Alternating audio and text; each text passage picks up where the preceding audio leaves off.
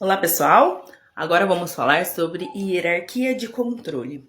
Você sabe o que é a hierarquia de controle? Quando nós falamos sobre riscos que impactam diretamente na vida, na saúde do funcionário, nós temos que estudar esse risco e verificar qual é a melhor forma de eliminá-lo. O que acontece é que a maioria das pessoas acredita que quando nós temos um risco, nós técnicos de segurança, a gente já pensa logo no EPI.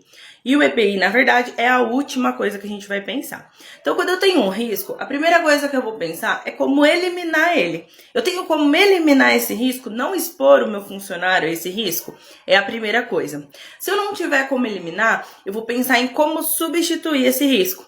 Existe uma forma de eu substituir essa máquina, de eu substituir o equipamento, de eu substituir esse processo por outro que não vai impactar tanto no meu funcionário?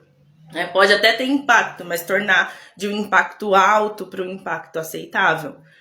Depois, se eu não consigo substituir e eliminar, eu vou para o controle de engenharia. Será que tem como eu fazer alguma proteção física, alguma barreira física, algo técnico para diminuir ou eliminar esse risco?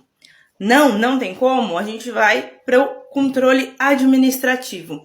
Será que se eu fizer um controle administrativo onde eu limite a quantidade de horas trabalhadas naquela determinada atividade, naquela máquina, isso vai diminuir a exposição do funcionário àquele risco e vai tornar aquele risco aceitável?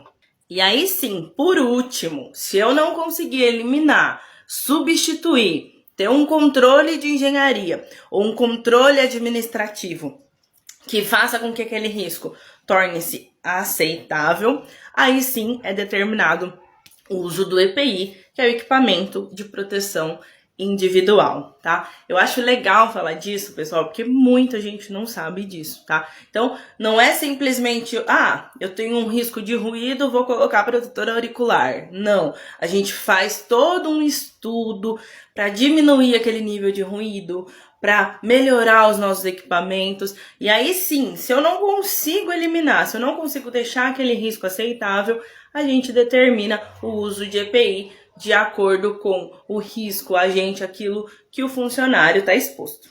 Bacana? Um beijo!